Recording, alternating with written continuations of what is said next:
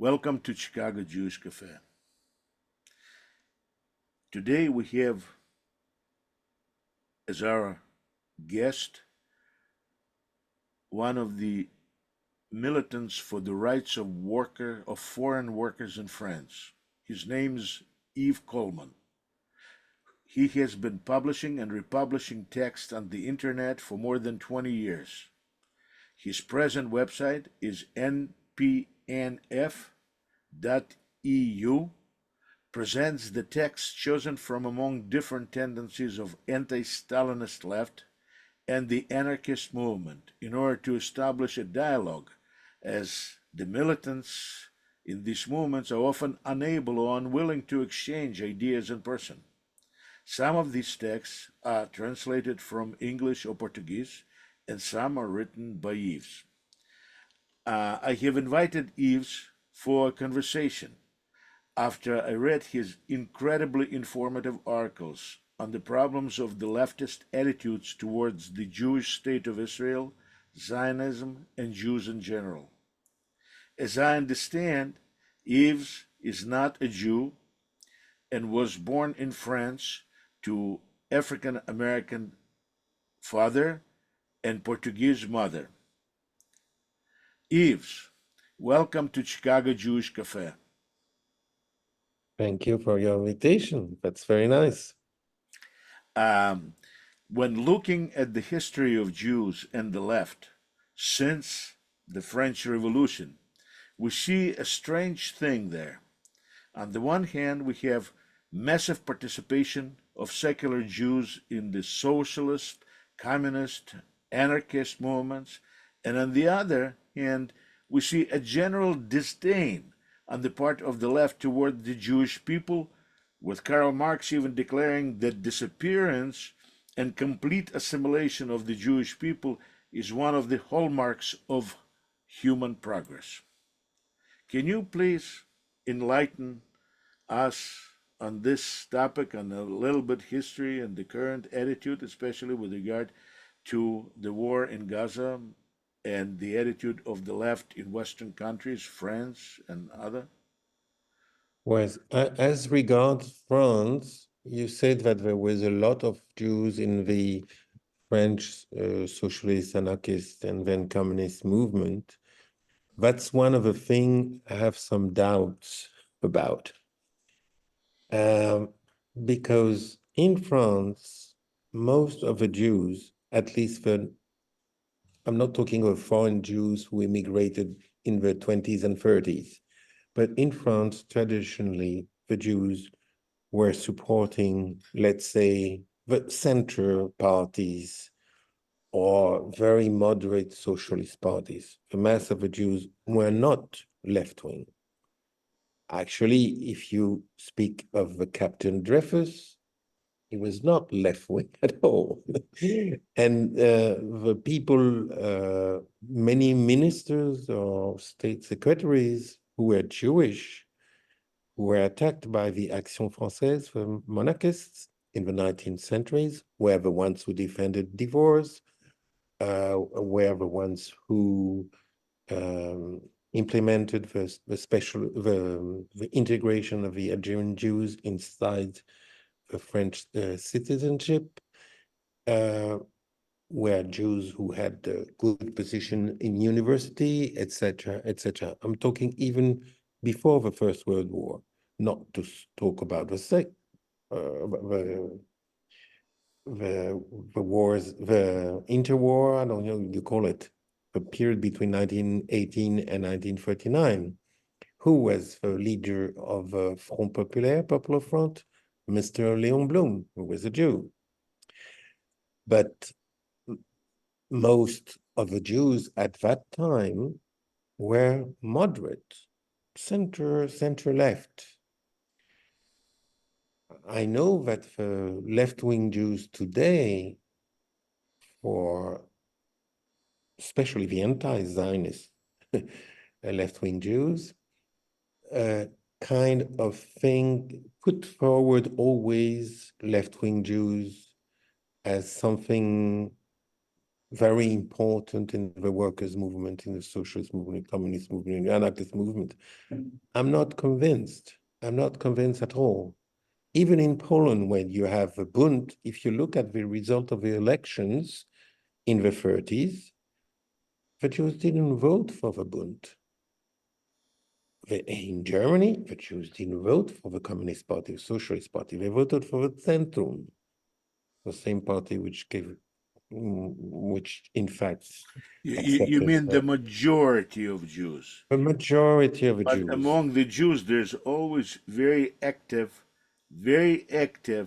segment that says, the hell with Jews, we're going to be internationalists, we're going to be cosmopolitans, we're going to be socialists, communists. Sometimes we're going to be Poles, sometimes we're going to be French, sometimes we're going to be Austrians, whatever, Germans.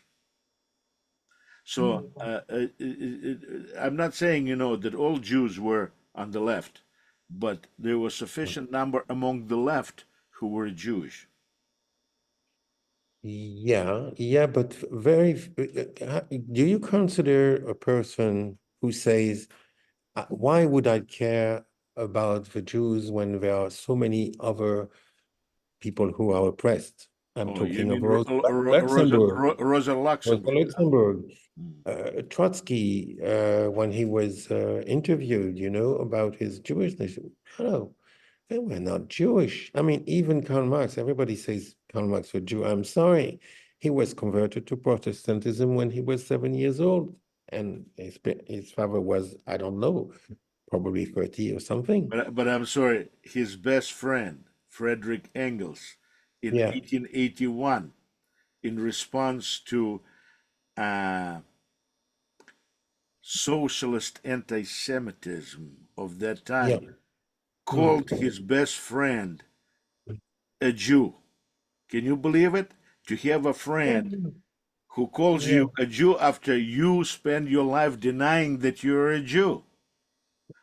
yeah. But what I mean is that in the anti-Zionist Jews, as well as people who want absolutely uh, to defend the Jews in general and the left-wing Jews, sometimes they mixed people who are not Jew. I mean, Marx, Trotsky, Luxembourg, I'm sorry, they are not Jew. They didn't identify themselves as Jew. I, That's the I, most I important. understand. I understand that they No, identify them. They did not identify themselves as Jews. exactly. So why should I put the label Jew to somebody who doesn't identify as Jew? That's the same thing with somebody like Shlomo Sant. He says, I don't want to be an Israeli. I don't want to be a Jew. Fine. Then what's your authority to speak on the subject? I agree with you, Yves. I have no problem with somebody saying he is not a Jew or not Yeah, Israeli or not American. It makes no difference. I mean, it's yeah, his choice, but it's a yeah, different thing the way other people see him. Because Marx, to this day, remains in the mind of everybody a Jew. yeah, And the same yeah. thing But with Trotsky, and the same thing with Rosa Luxemburg, and the same thing with all other Jews who went through life denying that they're Jews. yeah, I mean that an ordinary a person who is not By politicized, the who way, is Lenin was added too to Jews. yeah, many others, even Hitler. But Hitler too. yeah, don't worry. Don't worry. Anybody can be. Right. Even myself. There was a Canadian guy, socialist anti-Zionist Jew, who wrote a whole article about me, and starting by the fact that I was a Jew. So I wrote him. I say, you can say whatever. It's my two articles, which are limits of anti-Zionism. And I say, you can say I'm Zionist if you want to say it, but I'm not a Jew. Oh, I'm sorry, I didn't know. I thought you were. Mhm. Because of last name. Yeah, because my name is on Yad Vashem, and Right. but that doesn't mean anything because my name can be many things. Anyway, coming back to your question, the left the importance of the Jews inside the left. I think they were not that important, actually. And most of the ones who were inside the left, I mean, especially the anarchist specialists and socialists and communists, they were not interested in the so-called Jewish question. By the way, I don't use the word Jewish question because I think it's a fake uh, expression. There's a guy called Danny Trum, probably philosopher, sociologist, who says that a Jewish question would be a question that the Jews ask themselves. When Marx or other people talk about the Jewish question, they mean the Jewish problem. The Jewish problem that it causes to the left, to the right, to the people, to the socialist project, or whatever. There's no Jewish question in this sense. In fact, it's a Jewish problem. And that's what, unfortunately, the left has been unable to deal with. It's not the only problem it has been unable to deal with, has been unable to deal with racism, with colonialism, with imperialism, with nationalism, with a lot of questions or problems it hasn't been unable to deal with. And since the creation, well, since the appearance of Zionism, it has it has been divided always to understand what Zionism is or what tendency of Zionism they should support or they should denounce. And this is until this very day. Support, deny, or be not obsessed. Yeah, yeah, but the problem is you never know exactly. I think in this definition of the how's it called in English? Uh, this international definition of anti-Semitism, IHRA, I think it's written in, it's called like that in English. One of the reason why it creates polemics inside the left is that it says that sometimes anti-Zionism can lead to anti-Semitism. It gives certain number of examples, and many left-wing intellectuals have given other criteria, but it's the accumulation of tropes which make you sure that you're switching from being anti-Zionist to being anti-Semite. And the accumulation of trope is not something always conscious. We have in France somebody called Jean-Luc Mélenchon who got 20% of the votes, 7 million, I think, voters at the last presidential election. And he's not an anti-Semite as a professional anti-Semite, as Goebbels or Hitler or whatever. We're talking about that leftist socialist from Spain who is now leading this party. No, the French. Jean-Luc Mélenchon is a French. Mm-hmm. He was third at the last presidential election in France, and he got 22% of the votes. And since then, well, it had started before, but since then it got worse and worse. When his declaration were more and more ambiguous against the Jews, but also against Zionism, against Israel. And for the last European election, he chose a Palestinian, well, somebody born in Syria, but in fact was a Palestinian father and a Syrian mother, and who got French nationality. And he chose her as one of the candidates for the European elections, and she got elected.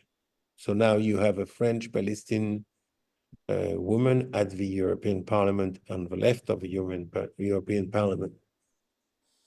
And this woman is not anti-Semite, but says ambiguous things all the time, and these things are possible because the left, if the Jews who are supposedly so important in the left for 150 Yves, years, this is good. Let's get back to my question. And yeah, so we decided that Jews did take part in this, but they were not necessarily Jews or whatever this part, or there is not that many, or there was this. Okay, let's talk about the left's, the socialist left, especially yeah, in yeah, variety of mhm, versions, their attitude of hostility, not simply neutrality, mhm, hostility toward the Jewish people on many levels. Now, there was periods and places where left seemed like to defend Jews, not mhm, necessarily as Jews, but as members of persecuted or minority without sufficient rights, whatever it is.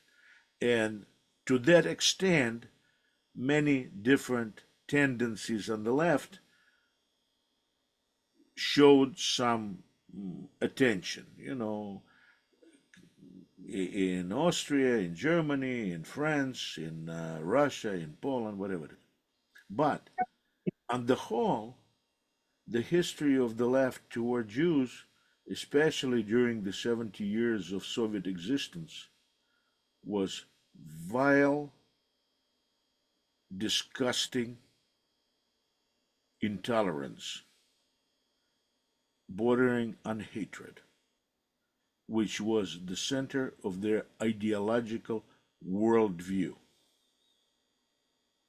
And many leftists in the West, especially those that sided openly with the Soviet Union, echoed this idea. Going back even to Lenin, going back to Lenin and his attitude toward Bund, he didn't have that attitude toward other nationalities. He did not consider Jews to be nationalities at all. Stalin, the same way. So, my question to you is why? Why? Uh, First, because part of the Jews played the game. The Yevvetskiyas, I don't remember what exact word. It's the communists, the communists, the ex-Bundists who came inside the Bolshevik party, and in the 1920s made very violent anti-religious, so anti-Jewish, First, Judaic. anti-Jewish, not simply anti-religious. They would not be needed for destruction of Christian churches or Muslim mosques. They were needed to destroy Jewish synagogues.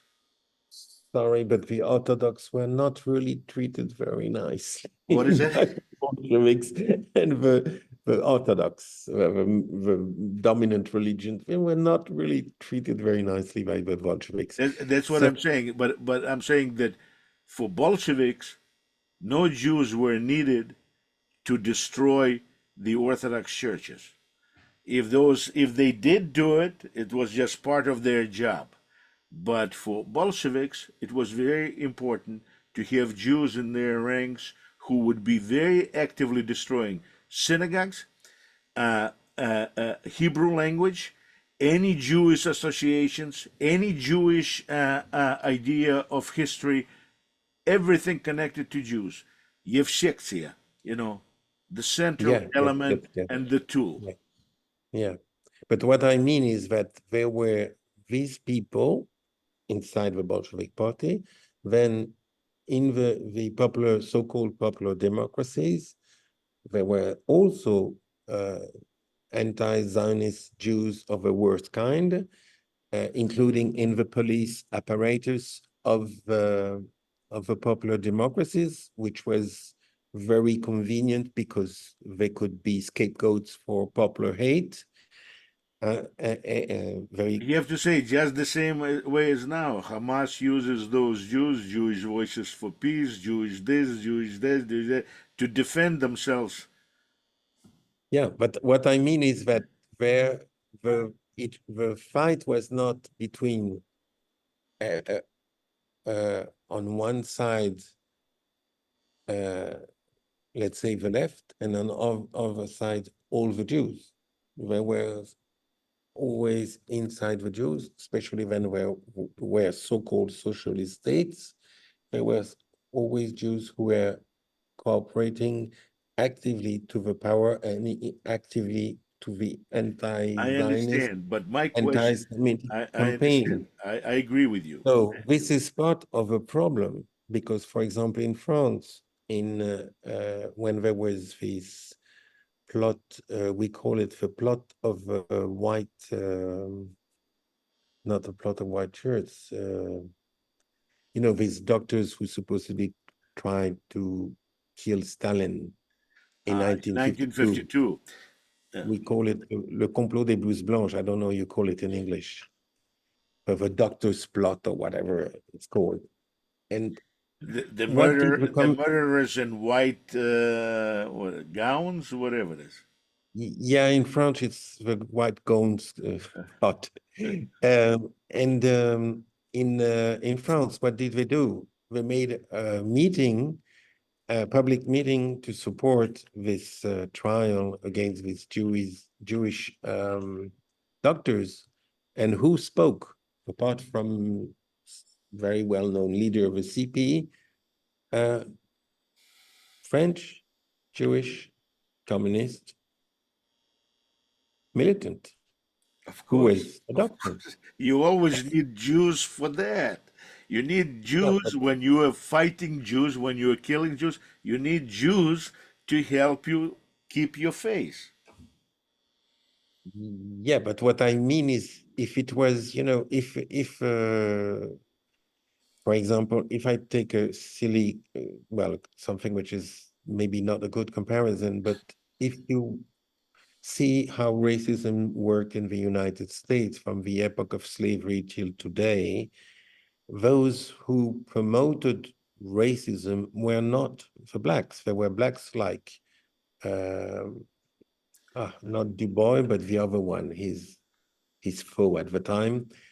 I can't remember his name in the 20s, who was to make agreements with the white establishment to to create a certain qualified black working class, and Du Bois who was against it. Okay, but this guy, Are you talking about Marcus Garvey? no, no, no. There were two big tendencies in the early 20th centuries. There was Du Bois and the other one, ah, I don't remember. He's very well known. In any He's case, a they were Uncle Toms, right? Yeah, but they were not propagating racism. They were propagating a kind of collaboration with the wealthy whites, which is very different than propagating racism, you know? So it's Meaning something specific. You very know good. what I mean? Yeah. And so the problem inside Marxism or anarchism is that as from the start, not talking about the horrible anti-Semitic things that Bakoudin, Proudhon, and Marx wrote, even putting that aside. But from the very beginning, the idea that there are uh, peoples, nations, causes a problem to the whole socialist, communist, or anarchist project. And one of the ways to solve this problem and not to deal with it was to say, okay, when there will be a world revolution, all the difference will disappear, all the the necessity of belonging to a nation, to a people, to a religion will disappear or will be minor. And unfortunately for this ideal, which I share, it doesn't work. It didn't work. And it's still not working. Not only it's not working, but it's nationalist passions and religious passions are very, very strong in most of the countries of the world. So this problem, Marxists still don't know how to deal with it. So usually when we don't know how to deal with it, either they deny it, either they choose one nationalism against one another, which is, if you call to the Israeli-Palestinian question, if you think that there are two nationalism, the Israeli nationalism and the Palestinian nationalism, well, the left chooses to support the Palestinian nationalism and see that the Jewish is just an old fantasy about something which happened 2000 years ago. That's a way of evading something they're unable to think. I So think this they're is unable this is to. this is the leftist choice, but it's not the choice only of today. This choice has been going on now since late 60s among many in the left, and as I said, mentioned Soviet Union, China, all the socialist big entities. They were very active. It was Soviet Union that brought to United Nations, Zionism, a racism resolution in Mhm. 1976, 75. In any case, and then the left, the whole is organized and having the hatred or the dislike of the Jewish nationalism as its central element of its world ideology. But and there is another reason which is linked to my generation. Why did I start in 2002? Why did I start being interested in this question of anti-Zionism? This was my next Very simple. question. This was my next question. Very, very simple. Yeah. I started thinking, making a new journal, putting together texts of different tendencies. So I looked to former comrades because I had left the left for 20 years. And one of these former comrades, they were in a group related to the British SWP, and they printed a newspaper on which there are two photos. The first photo is the famous photo of this little kid with a Yeah. hat and Yarmulke. an soldier, okay, in Poland, I suppose. And the other photo is an ambiguous photo of Israeli soldiers and children. I don't even remember if children, but let's say children, Palestinian children. So my interest came from that. And the other thing was everywhere around my home, there were posters saying Sharon equals SS. So when I saw that, I started talking to this. I wrote a letter to these comrades, which they published. And I wrote a letter also to the American IS, to socialist worker, it was called, because they were quoting an Israeli general or whatever military who compared Jenin to it was not Jenin. Well, who compared the Israeli army tactics One of to the the tactics actions. Yeah. of a Nazi army. And the answers I got at that time showed me that there was in 20 years I had left the left. They had also renounced to what was their main, not only, but their main team in the 60s and 70s. It was the unity between Israeli workers and Arab workers, Palestinian workers. We didn't call them Palestine, but let's say Palestinian workers, and the unity between Jewish workers and the rest of the workers in the Arab states. That was the position of the, let's say, Trotskyist left, not the Maoist left, but Trotskyist left in the 60s and 70s, because I was in these movements. 20 years later, this has totally, and today, not to speak about it, this has totally disappeared. There are no workers in Israel. That doesn't exist. They're all, I don't know, they're all teachers or I don't know what they are, engineers or bankers or whatever. But workers, no, there are no workers in Israel. And the worst is that there's no workers, no Palestinian workers, no Arab workers. There are only, you know, Syrians, Lebanese, Hmm. Palestinians, Jordanian, etc.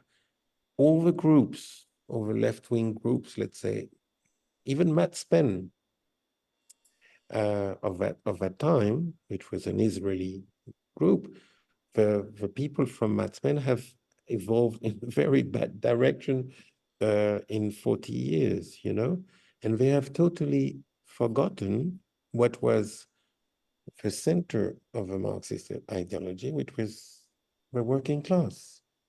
The working class, supposedly internationalists, would solve all national questions. So So, in now answering, it's simpler, you know, if you speak in terms of Arabs against Jews, against Israelis, or against Jews, it's very simple. You have to choose. It's either one or the other. If you talk about working class, it's become more complicated. hmm, well, but even when they were talking about working class, and they were talking about, I mean, in Israel there was Communist Party, still is, I think, whatever remains of it, you know, that was actively advocating this idea of solidarity between uh, Jewish and Arab workers in Israel and throughout the land. Um, but it did not go anywhere. I mean, there was no reaction from Arab side. It was largely You, the activity of nominal Jews in Communist Party. you have two solutions. Either the theory of the central wall of a working class is bullshit, okay? Could Either you didn't do enough. could you please repeat it again? Because Either the theory of the central wall of a working class is bullshit, uh, it has no theoretical value, so you must put it in the dustbin, okay?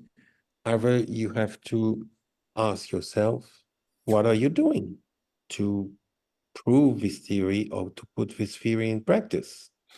But obviously, if you support Hamas, no way you're going to put this theory in practice. but Or they if you are. support, I mean, just before this in the morning, I listened to a lecture at CUNY University by one very eloquent guy who was speaking about workers' democracy and great support that needs to be given to Hamas. There was no Palestinian people, there was Hamas. yeah, yeah, because the problem is that when you don't give a content to your words, they they become more and more abstract. You know, if you, for example, I'm um dealing, well, not now because I'm away from France, but when I'm in France, I'm dealing every week, sometimes every day, with foreign workers who have no papers. Mhm. So I have a very concrete vision of their situation, what I can do, I can not do, what they can do, what they can't do. But if I didn't have these contacts, if I didn't see them, if I just read the papers, obviously I would have a totally different view of them, a very romantic one or a very racist one, you know? if you don't deal with real people, you don't deal with their difficulties, you don't help them to organize, or you realize you can't help them to organize because they don't want to be organized, you know, then your ideology has to deal with the practice. But if you remain at the university and you just talk about workers and workers' democracy,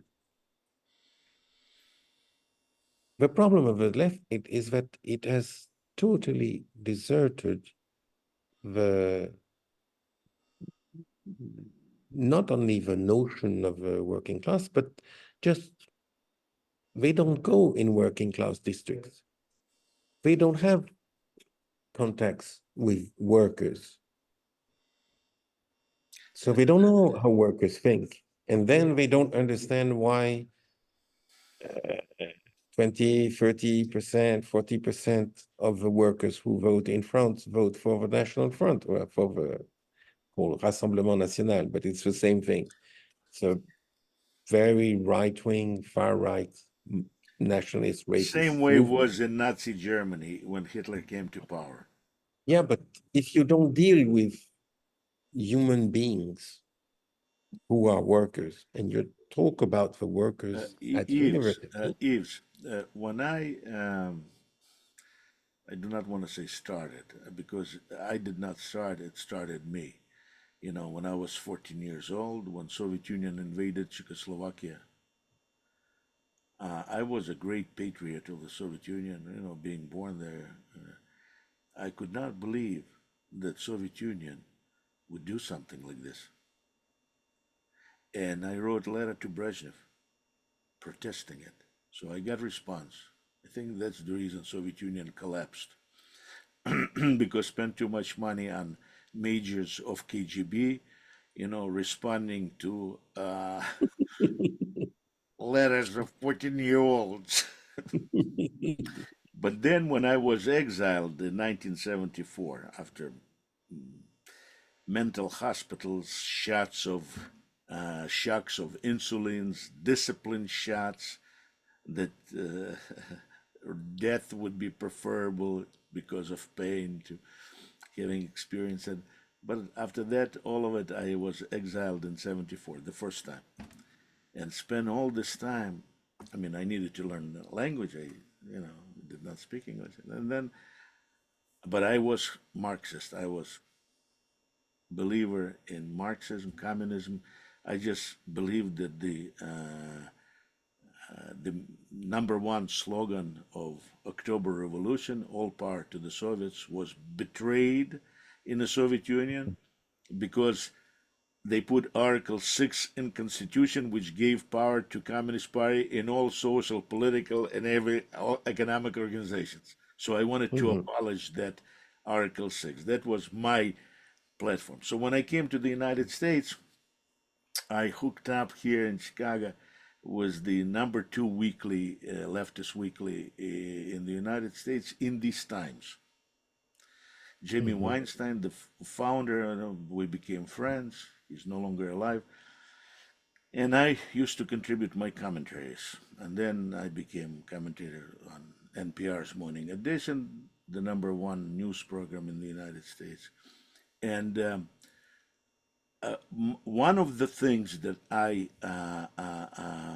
tried to push forward was that if the left in the United States will help dissidents in the Soviet Union to bring the one party state to its end, then because the United States would not have a foreign enemy, these people here would have an opportunity to move forward with their own movement, of social progress, economic change, whatever it is. And this is what exactly happened. After 1991, maybe a little before that a little bit, when Soviet Union already seen as collapsing and not a threat to the West, uh, basically the left in the United States, which lost even earlier, after 1956 speech of Khrushchev, the idea that communism is good, they became disoriented. And now it's looking for a new ideology. Some of them call it new Marxism, some of them call it, they replace Marxism with the oppressed minority, racial, gender, whatever minority Mm, you pick, instead of working class and things like this. Basically, they claim that they're Marxists, but they turned Marx into um, a piece of garbage because the main idea of Marx, following Hegel and Feuerbach, is the idea of struggle of classes, a movement from one formation to another toward other things. I do not know. Today, I would not be a Marxist. I do not want dictatorship of proletariat. I'm sorry. mm, And so, in a good Marxist state, I'd be shot. You know, but in any case, the people here that at that time, I think in these times he had circulation when I was writing for it, 8,000. Uh, Now I think it has 50,000. So it moved a lot, not only in these times, Nation and other publications, and now on the internet, and this whole movement now has Israel, Israel mm. as the central element of its hostility Yeah. and I, view I, of the world. I think one of the problems, um, when you talk to normal militants, and even myself sometimes, when I talk about, politics, like, for example, Macron and his last, and very often we would say they, they just decided that they don't know what they think. They decided to reform the pension scheme, or they decided to. And very often, if somebody asks me or asks these people who always say they don't really know what is they is. Because the capitalist system is not, I can't say it's an anonymous system, but it's a system which obviously there are actors, protagonists, but very often it has mechanisms which involve people, including leading people, without them knowing exactly what they're doing. We, as people who want to supposedly abolish capitalism and transform society in a just society, we always think they, but we have difficulty to to explain in simple terms what is this they. So what do? We take individuals. We take Macron, but we can take also Rothschild or Soros or this or that. Okay, this is much easier. For example, if you have a boss of a multinational, let's say Bill Gates, it's much easier to target Mr. Bill Gates than to target the whole company. Apple, that's Apple, his company, is still Microsoft. Microsoft. If you criticize Microsoft without putting names, you have to make a lot of explanation how this company works, uh, what Need are to the know leading. something about it and its place in the market and in society.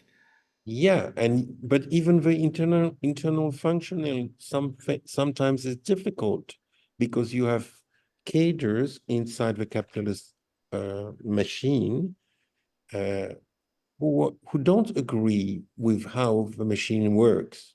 They are there, they are in a leading position. Sometimes they try to change the system, sometimes they unconsciously oppose the system. But this is very complicated to explain. You know, that the capitalist class, if I use the word capitalist class, is not a block. It's different fractions, and these fractions are not the same, etc. So it's much easier to talk about, to to pin one individual, or to put the idea that there is a plot of some individuals who are behind everything.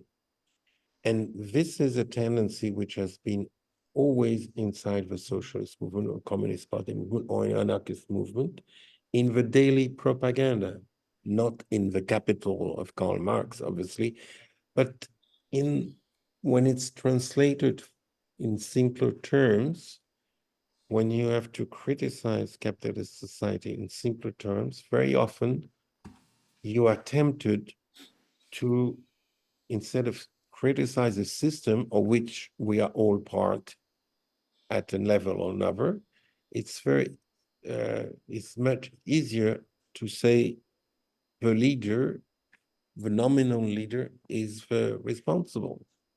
So You know, I basically, what went you're to saying is that saying Israel, Zionist, is a way of replacing, Bill Gates for criticism of the broader system. yeah, this is exactly what the one of the guys we invited, Judith Butler, in March. He wrote, he really wrote that if we get rid of this unhuman entity, which is Israel, the world will be better. He really believes it, you know? And The I world, think this, I guess the world, he has approved the world was better before Israel with several world wars and on and on and on. It was a good world. yeah, no, but we're not talking about a serious, rational discussion. We're talking about people who want to express their anger about all the terrible things in this world and who want simple targets and simple solutions. You So know, there is a whole debate among the French left. People who say we can't discuss with La France Insoumise these tendencies because they say that Hamas, okay, it's a terrorist movement, but it's also a nationalist movement, so we should discuss with them. We can't discuss with them.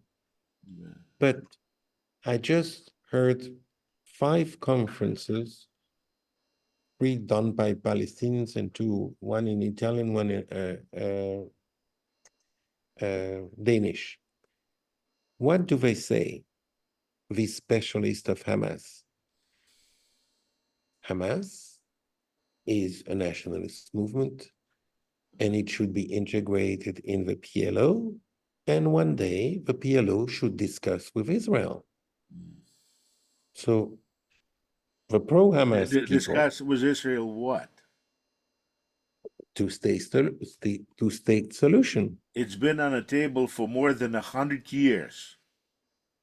Doesn't matter. But what I wanted to say is that those people who support Hamas and say that Israel is a genocidal state, the same people, they write books to say that Hamas, since its declaration of 2017, not the origin chart of 1988, accepts the idea of 2 states.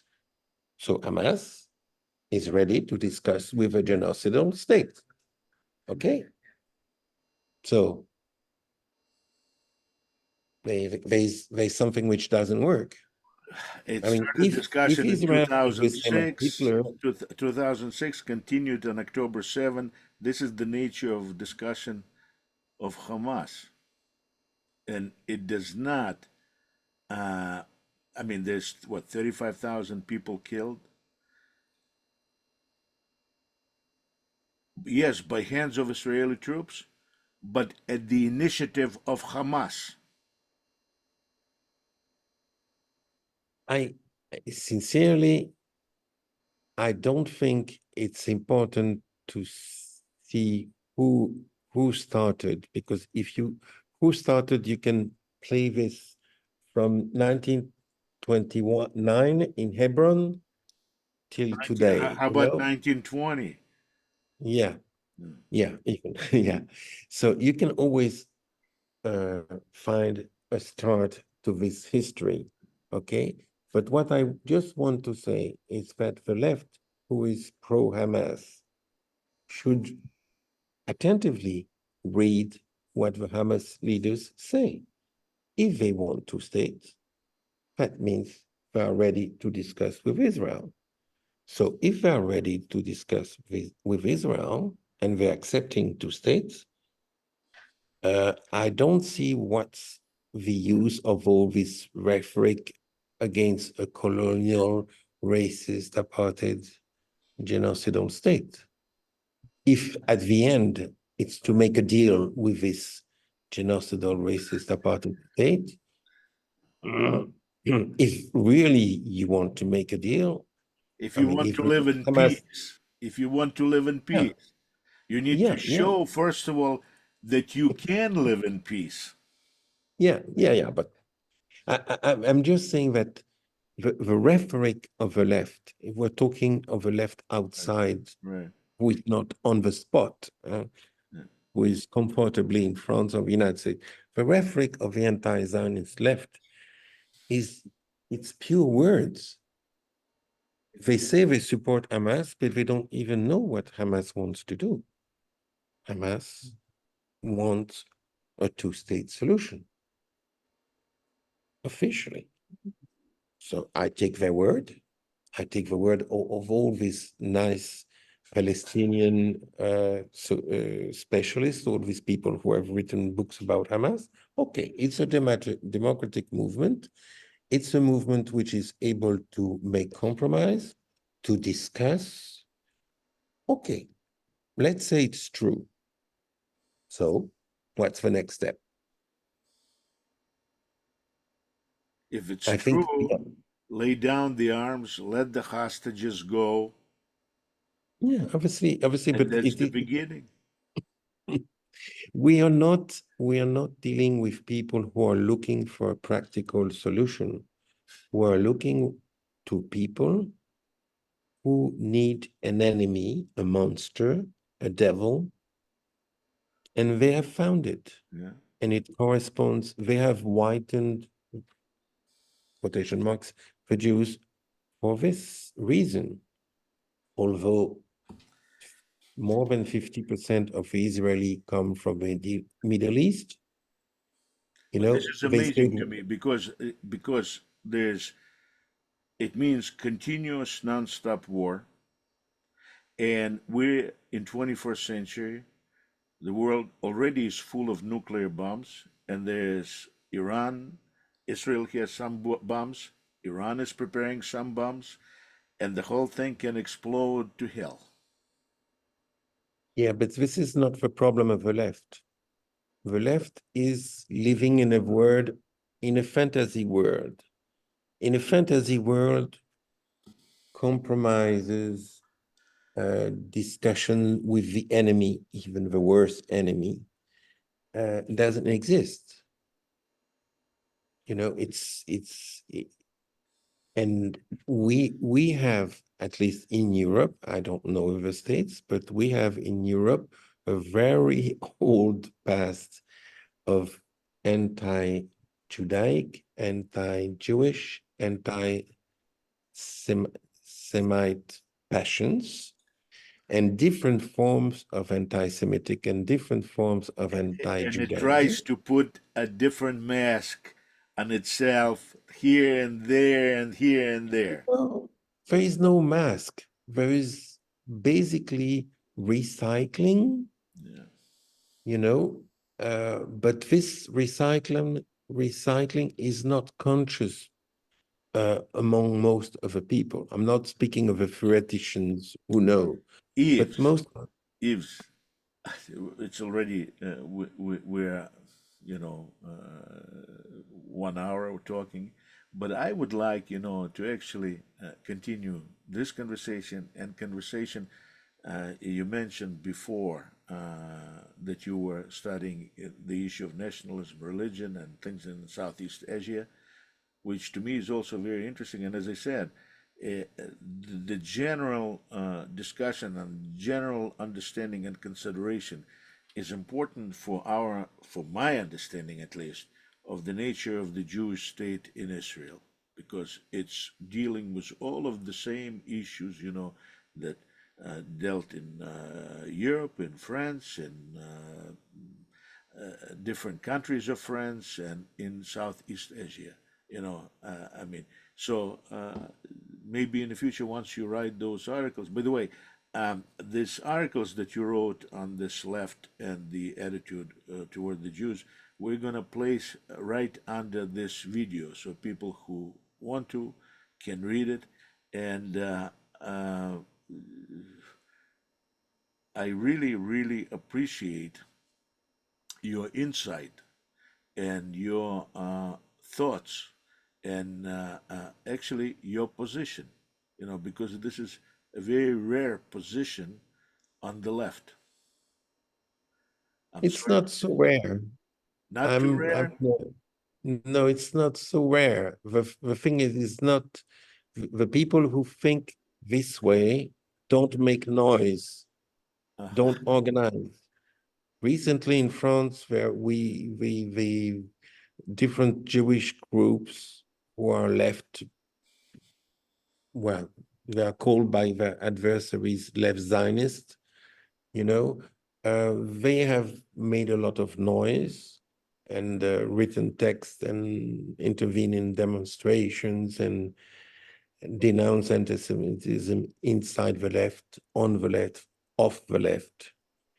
And they are supported by many people who are not Jewish in any sense. To my mind, The this other is the thing, most important thing, because like during the war, Jews were left with no friends, and I'm talking about no friends whatsoever. Even the armies fighting Nazis did not want to say anything about Jews, be it American army, be it Soviet army, none whatsoever, because anti-Semitism is such a vile, vile thing, and such poison that infects during such situations the minds of so many people. And this is what's taking place right now. It's growing. I'm not, yeah, I'm not that pessimistic because there are counter tendencies always, and the states, at least in Europe, the official state ideology is rather against anti-Semitism. It's not so much against anti-Muslim racism, but against anti-Semitism. Most of the European states are. Anti-Muslim, or what do they call Islamophobia, I think is a very, very important element. But I have to say something about it. The What's happening now in Europe, in the United States, is not to that great of extent because there's not that many Muslims, although it is happening, and that is inability to differentiate Muslims from radical Islam. And that fear, this is what drives this Islamophobia. Now, the issue, of course, the question is, what world do we want to see?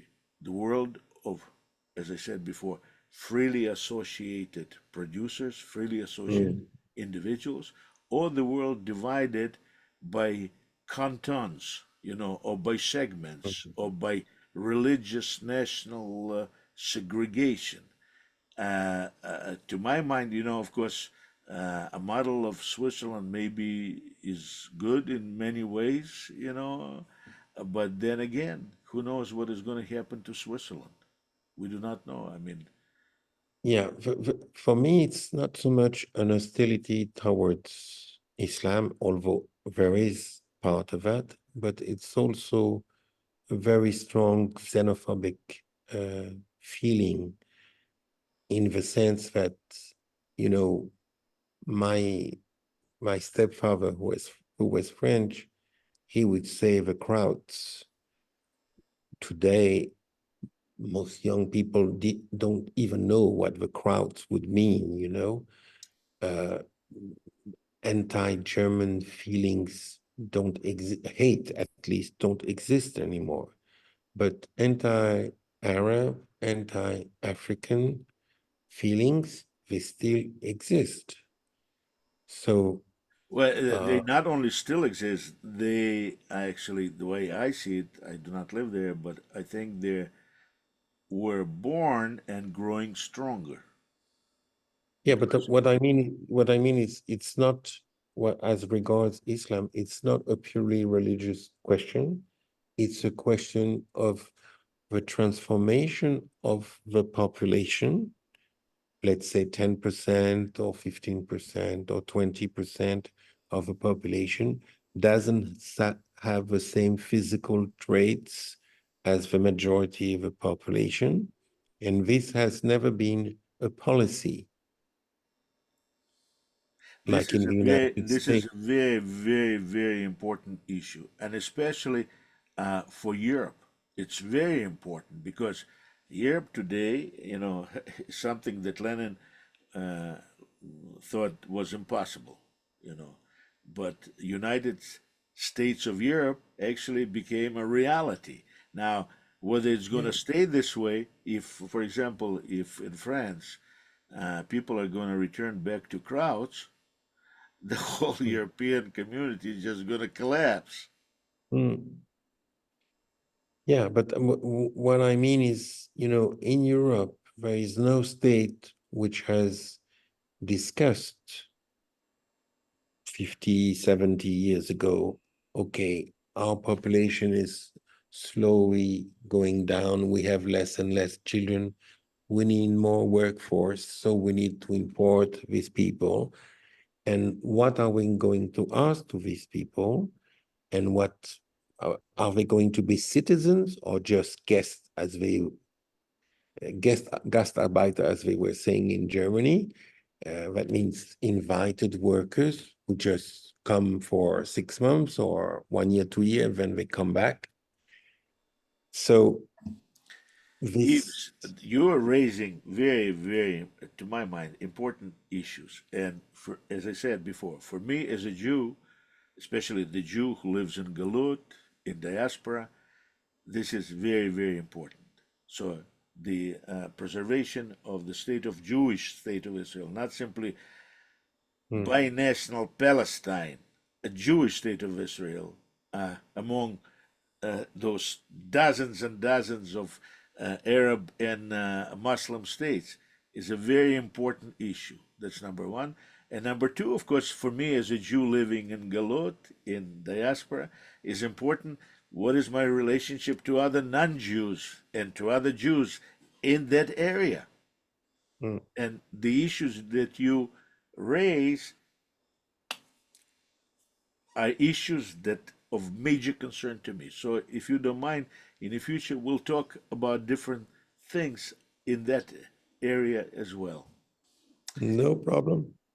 I want to thank you, Yves, and enjoy your trip. You know, you're in Indonesia now, and you're going to be traveling Yeah. to other countries, and I hope you have fun. I know you have fun, and I try at least to understand, listen, look, yeah, and cultures. get I back to don't know. France in safety and continue your very important work on behalf of foreign workers there. Yeah, well, thank you for the invitation. I don't know if you can make something out of this interview, but if not, it doesn't matter. It was very nice to talk to you, and we can talk formally or informally whenever you want. Uh, uh, I thank you. I I feel can very learn, close. I Yves, I can feel learn many very things close from to you. you. Thank you. Okay? Have a great day, and You or whatever too. time of the day it is there. Well, now it's 10 p.m. 10 p.m. So have a good night's sleep. Yeah, exactly. I'll talk to you. Bye. Bye. Thank you very much.